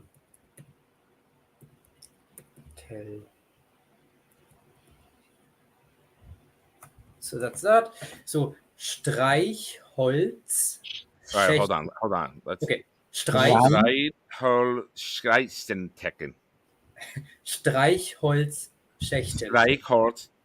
Streichholzschächtelchen. Schächtelchen. Scheißtelchen. Schreitholzzeitsternchen. And what does it mean? It's a little matchbox. Oh, Hank? Bobby's fingers are killing him. Anyways. Serious question. Yeah. World Cup comes along. Germany plays Canada. Where are you? Where's Germany. your allegiance? Germany. What if Germany. Canada is the favorite? Not that Canada would ever be the That favorite. would never happen. in the Okay, all right. Women. Canada versus. Didn't Canada have a good women's team a couple years ago? They do, Canada yeah. versus Germany. Women. Germany used to have the better one, but now the Canadians. I mean, I cheer for the Canadians until they play the Germans, and then I've been. Okay. Yeah, that's All right. just where my heart is in that regard. I mean, sorry, fellow Canadians, but I mean, I cheer if they win. And I mean, and I think the Canadians I owe the Canadians one to make fun of me because some Olympics ago when the Germans beat the Canadians in the semifinals for the Olympic hockey game, obviously I was kind of like, I'm so sorry, guys, handing out tissues left and center. So We are through German soccer men. Mr. Bonesy and Clancy. The GoFundMe is up to $336. Gentlemen, that's awesome. Thank you so much. That's great. For those that don't know, who are just joining in, some of the new names. Hank from Canada will be coming down for the home opener with us. We will have a massive group. We will have the first proud New York Jet fan group outing for a game. And if Jeremy gets out here, it will change to the Pride and Chaos outing. We're a team. Got to do it. I will. I really hope that I can. I got to call my friend in Massapequa for real and make sure, like, for those dates that I can pull it off. So, guys, I got to go. I got to get ready for this for an appointment. So, I would. It was great to meet you, Hank G. You're the man. Thank you for all your support. Hopefully, I'll get out there and you'll get out there, and we'll be talking schnitzel and talking all kinds of food. And Jeremy, have fun playing with your Wiener Schnitzel. Later, pal. Later. Love you, buddy. All right. Well, let me do a little production. Oh, no, I don't want that one. I don't want that one. I want that one. There we go. So awesome. Hey, Hank, Nick talking here. Deutsch Obendrauf. Deutsch obendrauf. German on top. Look at you, Nick. Did I ever see the movie? He's 15 years old. He can't say more than bruh in English, but he's fucking dropping German words in the chat. There you go. And the spelling is correct too. Well done. Probably copied and pasted. I love picking on. He picks on me though, so please don't think that I'm just. No. Everyone in the chat, just know that my son is a smaller version of me. Well, he's almost the same size now. He's like 5'11", 195. What are we at now, Nick? Did we hit 200 yet? For a year and a half, every time we saw each other, it was put your hand up. Is my hand bigger than yours? And his hand finally bigger than mine. Now he's like standing up and like trying to see if he's taller than me. I'm like, relax. You didn't grow 3.5 inches in 2 weeks, buddy. You never know. Sometimes it just takes one meal, and kids just grow. True. All right, Roger, coming to the question. Hank, did you ever see the old movie Starlog 17? Did you know who the German spy was? No, I do not know this. Don't know the movie. What movies would we have had? German cinema is. I mean, we did have a lot of American movies over there, obviously, but German movies usually don't make it over here. I couldn't even give you a movie that would have some kind of fame here. Lola Run, maybe, but I don't even know if that was called here. And again, that would be very niche. Yeah. Music, there's been some here. I mean, people here know Nena, they know Rammstein, they know, the old techno might know Kraftwerk and maybe Alphaville. Forever Young, that song, they were actually German. All right. Well, Let me ask you some Jets related question. Yes. Enough of the tour through Europe that we've been on, and I thank you for all the info that you've given us. So, as someone who became a Jet fan in the downtimes, give me I love doing the list. On Sunday night, VR and myself, we do the list. Give me off the top of your head. Give me your top 5 favorite Jets that you've seen that you've rooted for. Who are some of your favorite players? Yeah. So definitely, I think Curtis Martin. He was around when I got into it. Obviously, he's up there. Then who would be? I haven't really thought of the order. Just throw some names out. Yeah. Krebet obviously loves the story. I also then obviously on the new team, Quinnen, such a gem. Also the person that he is. And then I would have seen. I mean, he wouldn't be my top fan, but I always kind of like Decker to watch him when he was healthy. So he had a relatively good run with us, but definitely wouldn't be up there. What else can I think of on top of my Pennington and Testaverde? Hopefully those were the quarterbacks when I just watched them, and they were good. Oh, and then of course on the defensive side, obviously have to go Revis, even though he had the Patriots year. That is, and on the sack exchange, Klecko, which I didn't learn about until much later. But I mean, now knowing about him and see the induction, that was great. Gastineau, I think, was a great player, even though his life outside that was a little bit ahead of his time. Yeah, I think it was right for his time. Drugs and sleeping with a Hollywood actress. I think he was perfect for the 80s. That's true. Maybe LT was doing drugs and just sleeping with hookers from Newark.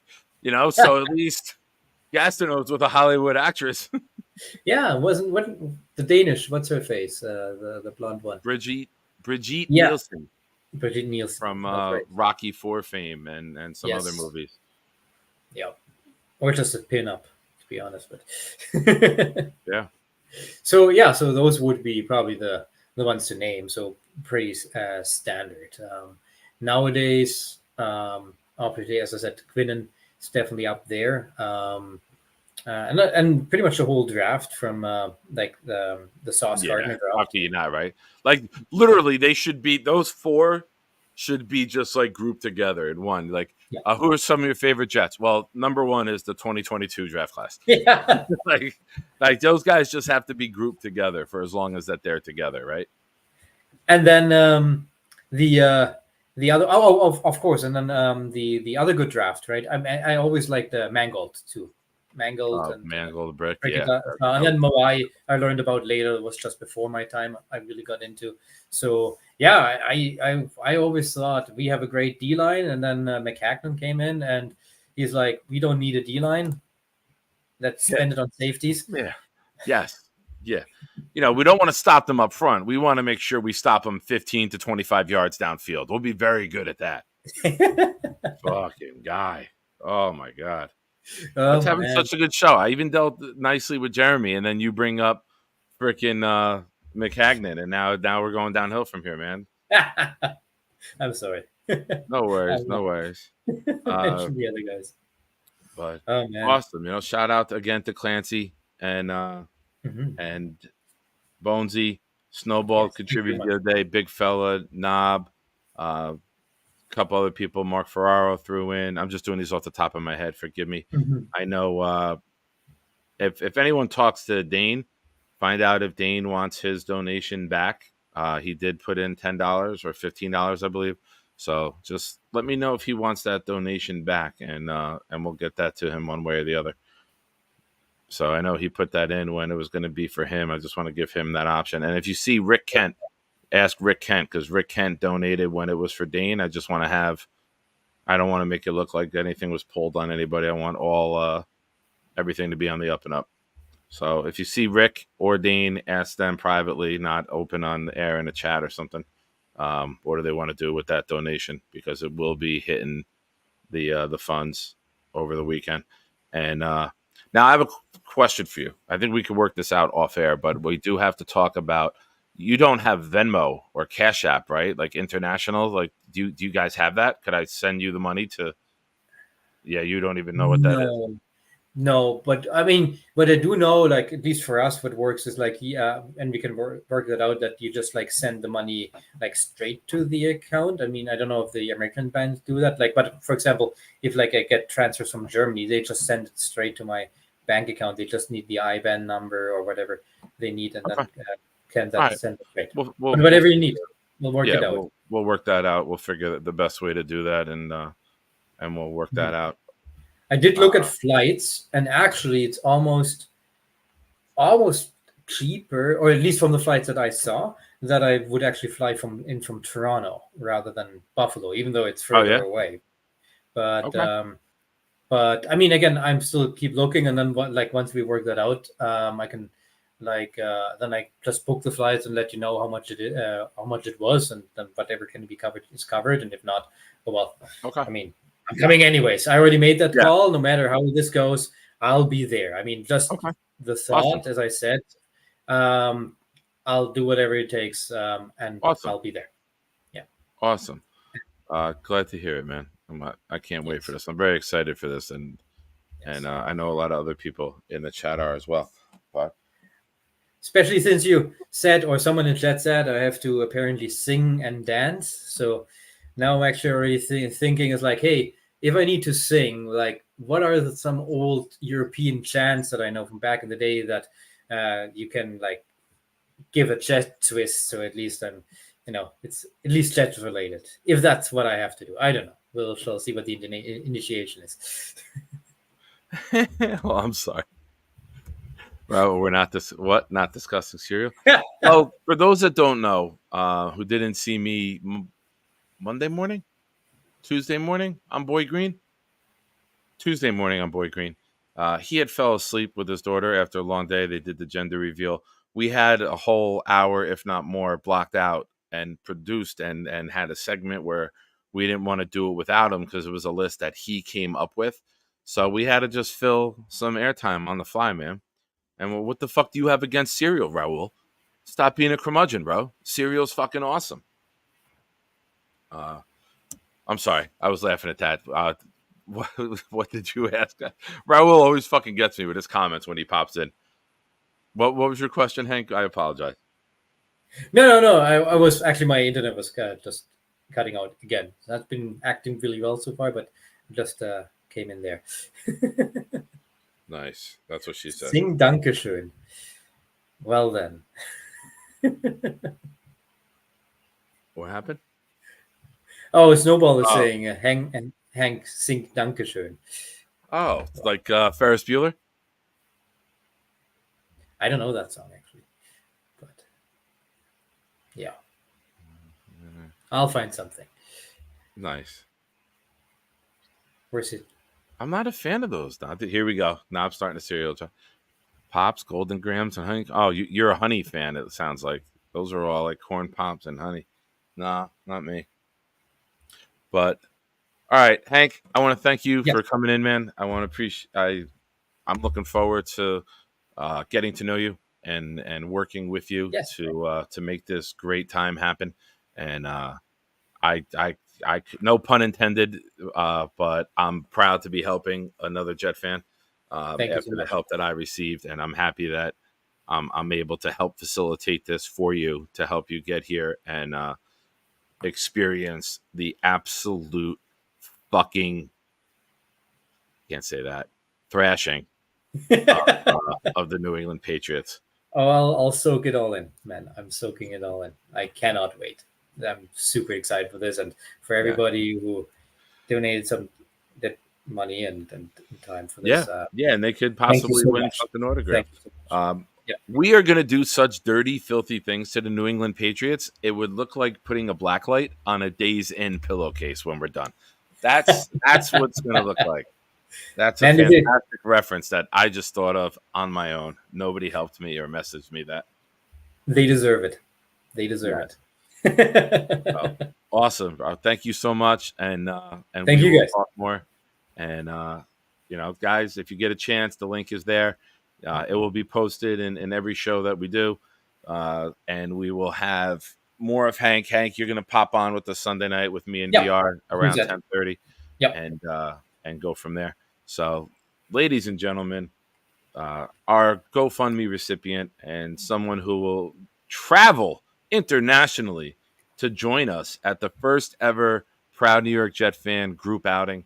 I'm looking forward to this. I hate that is. Hey Siri, how many days until September 19th?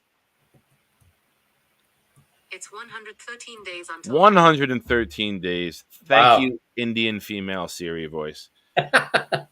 I just always thought that the name Siri sounded more like an Indian female than it did an Englishman. I only know someone who makes adult films with that name. But that's a different story. Well, you're not leaving on that note. Like you can't fucking.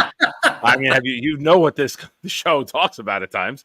So, Well, has that funny- Siri ever done anything with Bobby's favorite porn star, Ron Jeremy?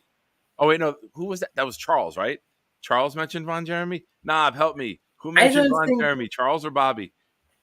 I don't think that generationally that they would. I mean, then again, who hasn't done it with Yeah. Ron Jeremy in the history? So, I mean, fun fact about me: that was actually my first Yes, it was job when I Bobby. was 18.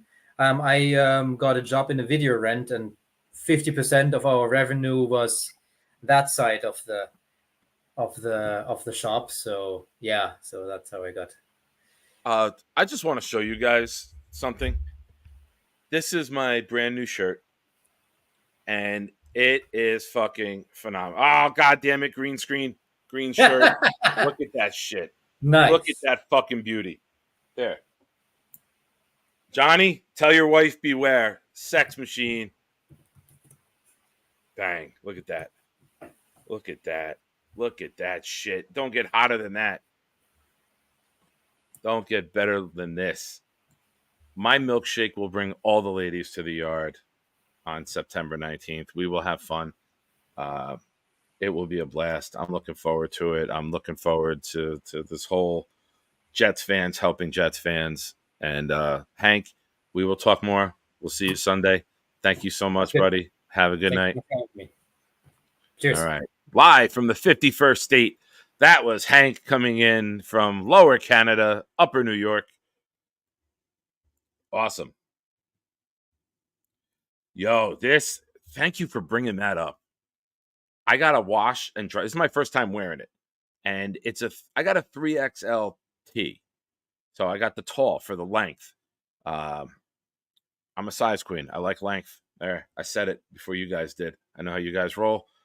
I got to wash this, dry it, and then see if it shrinks a little bit. But it is like baggy enough where like a sweatshirt or something underneath it, I could put this on top of it. This might be my game shirt for this year. This might be my game shirt. And when it gets colder, I don't do jerseys, as you guys know. Unless me and Bonesy agree to reverse the curse, the 14-year hex that we've had on ourselves. I'm kidding, Bonesy. I love your dog. I wish no harm on your dog. But yeah, it's a 3XLT, and I mean, I feel like this fucking thing is gigantic. Like I've lost weight. I did lose weight. I'm down 17 pounds.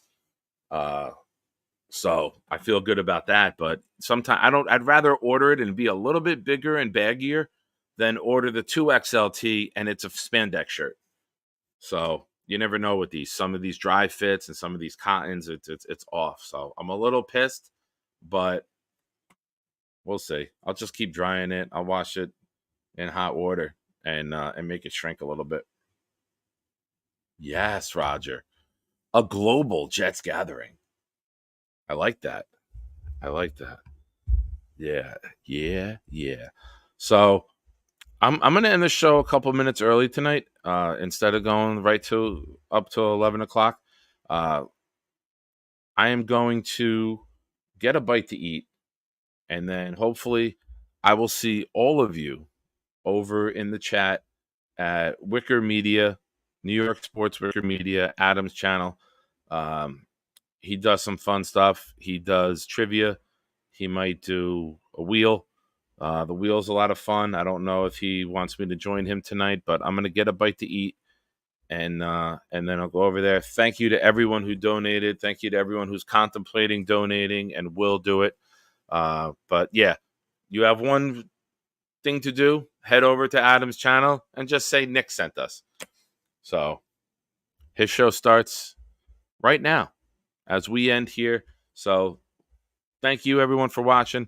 We'll see you tomorrow night. Bobby, tomorrow night we will have call-ins.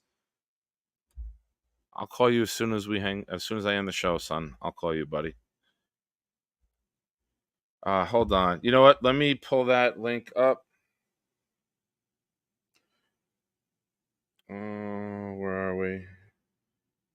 Adam's here. Let me get the link for you guys. View channel.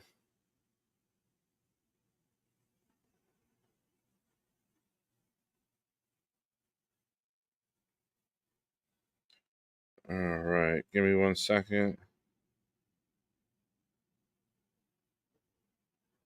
Sorry, old man interneting.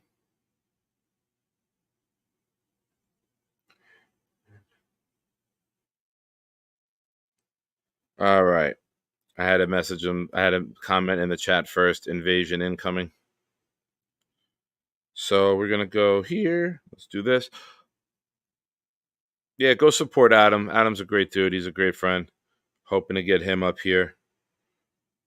I just posted the link there for Adam's channel. I'm going to get a bite to eat. I'm going to call my son, and then maybe I'll see you guys all over there. Thank you for watching. Thank you for hanging out. Thank you for supporting the channel. Thank you for supporting the fund to get Hank down here. It sounds like it's going to be a really outstanding weekend. More info to come. And shortly, I will be talking with Knob, and we will determine what strip club we go to after to celebrate the victory. Son, earmuffs. Dad's a fucking legend. You don't need to know about that yet. You're 15. You're 18 in 24, 28 months. 28 months from now, guys. Start the countdown. My son turns 18. We'll take him out when he turns 18. So everyone, enjoy. Have a good night. Thank you for supporting the channel. And we will see you tomorrow night, 10 o'clock, Thursday Night Throwdown. Second hour at 11 o'clock will be call-in for members of the channel only. So if you are a Shiner, if you have that S, oh, that's me. If you have that S after your name, your comments are green and you are lit up. And if you are on Discord, friend me, Proud NYJ fan. And I will post a link in there for the Discord. That way it's not open to the public. And Bobby, you are a member. So tomorrow night you will be able to call in. And everyone, as always, be loud, be proud, New York Jets fans. And I am going to